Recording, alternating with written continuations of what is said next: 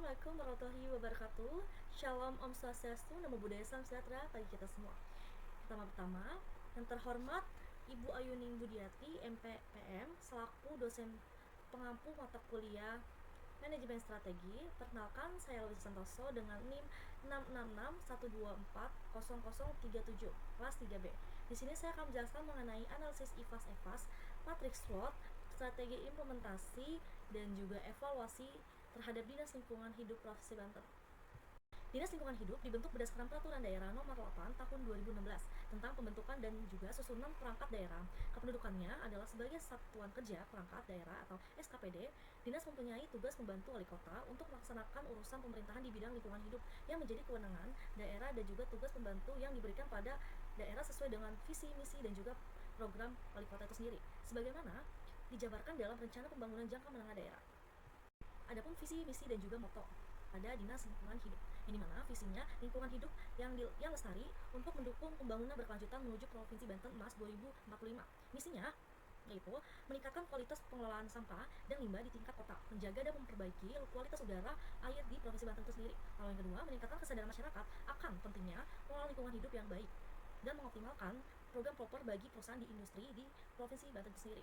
Lalu motonya ialah Jawara Berkah, yang dimana untuk pengelolaan sampah yang terpadu dan bertujuan mewujudkan Banten sejahtera dan berdaya saing dalam pengelolaan lingkungan hidup baik air dan juga udara itu sendiri.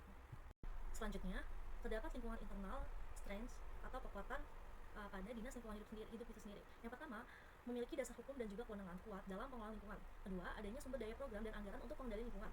Ketiga, memiliki jaringan kerja dengan berbagai lembaga daerah dan juga nasional. Yang keempat, tersedianya sumber daya aparatur yang kompeten di bidang lingkungan itu sendiri. Adapun kelemahan dari lingkungan internal itu sendiri. Yang pertama, sarana dan prasarana pemantauan lingkungan yang belum juga optimal. Yang kedua, ketergantungan pada anggaran pemerintah baik pusat maupun daerah itu sendiri. Yang ketiga, kurangnya edukasi internal dan penguatan kapasitas sumber daya manusia secara berkala. Yang terakhir, sistem data lingkungan belum terintegrasi dan mudah dapat diakses oleh publik. Untuk lingkungan eksternal pada Dinas Lingkungan Hidup sendiri, peluangnya meningkatkan regulasi nasional pro lingkungan, lalu perkembangan teknologi pengelolaan sampah dan pemantauan lingkungan. Tiga, kesadaran masyarakat terhadap lingkungan semakin meningkat. Dan terakhir, perkembangan teknologi digital yang menunjang adanya sistem monitoring pada lingkungan itu sendiri. Adapun ancaman terdapat lingkungan eksternal itu sendiri. Yang pertama, pertumbuhan industri dan juga urbanisasi yang terus meningkatkan pencemaran. Lalu yang kedua, tingkat pelanggaran lingkungan oleh perusahaan dan juga masyarakat masih tinggi. Yang ketiga, perubahan iklim yang terus memperburuk kerusakan ekologis. Lalu yang terakhir, adanya kesadaran sebagian masyarakat dalam pengelolaan sampah itu sendiri. Adapun diagram SWOT analisis pada analisis SWOT strength yaitu kekuatan yang dimana dasar hukum dan kewenangan kuat dalam pengelolaan lingkungan dengan nilai 4, bobot 0,25, rating 4, dan skor 1,00. Lalu yang kedua, adanya anggaran dan dukungan program baik dari pusat maupun daerah sendiri, ini mana nilainya itu 4, terdapat bobot 0,20, lalu ratingnya 4, dan juga skornya 0,80. Yang ketiga, di jaringan kerjasama dengan instansi baik kampus maupun komunitas di lingkungan itu sendiri, ini mana nilainya itu 3, bobotnya 0,15, ratingnya 3, dan skornya 0,45. Lalu yang terakhir, tersedianya sumber daya manusia yang kompeten di bidang persampahan atau AMDAL, yang dimana nilainya itu 3, bobot nilainya 0,10, ratingnya 3, dan juga skornya 0,30. Alhasil, yang dapat diperoleh nilainya itu secara keseluruhan 14, bobotnya 0,70, lalu skornya 2,55. Terdapat diagram SWOT analisis pada weakness atau kelemahan, yang dimana yang pertama itu sarana dan prasarana pemantauan lingkungan belum optimal, yang dimana nilainya itu 4, bobot nilainya 0,25, rating 4, dan juga skornya 1,00. Lalu yang kedua, ketergantungan pada anggaran pemerintah baik pada pusat maupun daerah itu sendiri, nilainya itu 4, bobot nilainya 0,20, ratingnya 4, dan juga skornya 0,80.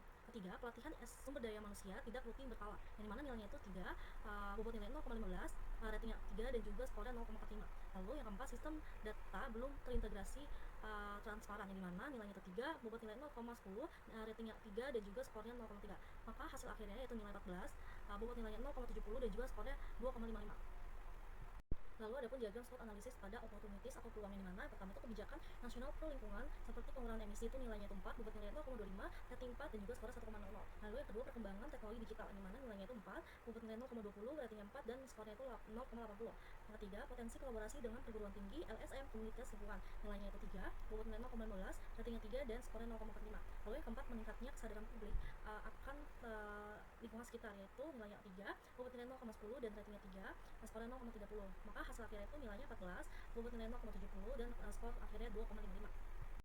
Lalu pada diagram SWOT analysis weakness atau kelemahan, tingginya aktivitas pertambangan baik di wilayah pasir dan juga batuan. Di wilayah Banten tuh nilainya 3, bobot nilai 0,30, ratingnya 3 dan skornya 0,90. Lalu yang kedua abrasi pantai dan juga penurunan kualitas laut akibat sampah laut.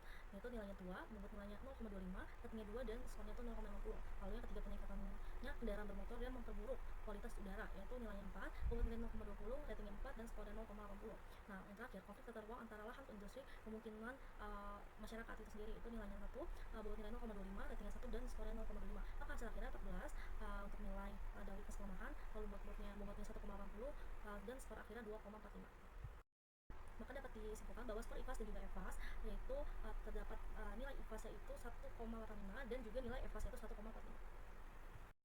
Maka dari itu terdapat interpretasi diagram. Pada interpretasi diagram dinas lingkungan hidup pada kuadran 1 yaitu pertumbuhan atau growth. Yang dimana di sini menunjukkan bahwa pada dinas lingkungan hidup masih di tahap proses pertumbuhan dengan nilai 1,45 dan juga 1,85. Yang ketiga adapun komitmen kepemimpinan.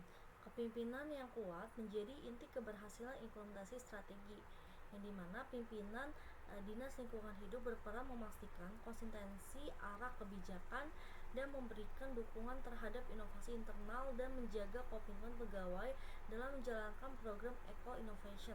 Lalu yang keempat pengelolaan sumber daya, yang dimana pada implementasi memerlukan pengalokasian sumber daya yang efektif. Dinas lingkungan hidup mengoptimalkan sumber daya manusia yang berpengalaman, menambah kapasitas melalui pelatihan terhadap lingkungan, serta mengatasi keterbatasan anggaran melalui kerjasama dengan lembaga donor, CSR, perusahaan, dan juga akademik. Lalu yang kelima adapun koordinasi dan juga kolaborasi. Nah, menekankan pentingnya koordinasi lintas unit dan kerja pemerintah kabupaten maupun kota, dunia usaha, komunitas, dan perguruan tinggi dalam program edukasi lingkungan, pemantauan partisipatif, dan juga implementasi praktik secara ekonomi hijau. Lalu yang keenam adanya monitoring dan juga evaluasi, yang dimana setiap strategi yang harus dipantau melalui sistem kontrol dinas lingkungan hidup melakukan evaluasi berskala. Nah, serta menyesuaikan strategi sesuai perkembangan dinamika eksternal termasuk fisik perubahan pada iklim itu sendiri. Lalu ada pun balance scorecard pada Dinas Lingkungan Hidup Provinsi Banten, yang dimana finansialnya 68%, customer 88%, internalnya 81%, dan juga learning dan grow-nya itu 89%. Nah, hal ini pada balance scorecard bahwa pada Dinas Lingkungan Hidup pada posisi tahapan kuadran 1, yang dimana yaitu nilai tertingginya itu presentasi dari keseluruhan di kuadran 1. Nah, hal ini pastinya terdapat pertumbuhan yang signifikan dari hasil balance scorecard itu sendiri. Baik, kesimpulannya bahwa Dinas Lingkungan Hidup Provinsi Banten berperan penting dalam menjaga kualitas lingkungan melalui program pengendalian pencemaran dan pengelolaan sampah dan konservasi, meskipun masih menghadapi keterbatasan sarana dan juga prasarana. Rendahnya kesadaran masyarakat, Dinas Lingkungan Hidup memiliki peluang besar untuk berkembang melalui dukungan regulasi dan juga inovasi teknologi. Nah, dengan hal ini pengelolaan yang terarah dan berkolaboratif, Dinas Lingkungan Hidup berpotensi meningkatkan efektivitas pembangunan lingkungan yang berkelanjutan. Cukup dari saya. Kurang lebihnya mohon maaf. Assalamualaikum warahmatullahi wabarakatuh. Baik, karena presentasi penjelasan saya sudah selesai, mohon izin Ibu Ayuning untuk saya memberikan sebuah pantun untuk Ibu. Semoga berkenan di hati Ibu dan pastinya untuk dosen pengampu mata kuliah manajemen strategi Ibu Ayuning yang terhormat. Baik, langsung saja yang saya bacakan pantunnya. Burung nuri terbang melinting, hinggap sejenak di dahan kembang kuning. Saya hantur nuhun terima kasih Bu Ayuning atas perhatian, arahan, serta ilmu yang Ibu berikan kepada saya dan juga teman-teman saya. Kurang lebihnya mohon maaf. Wassalamualaikum warahmatullahi wabarakatuh.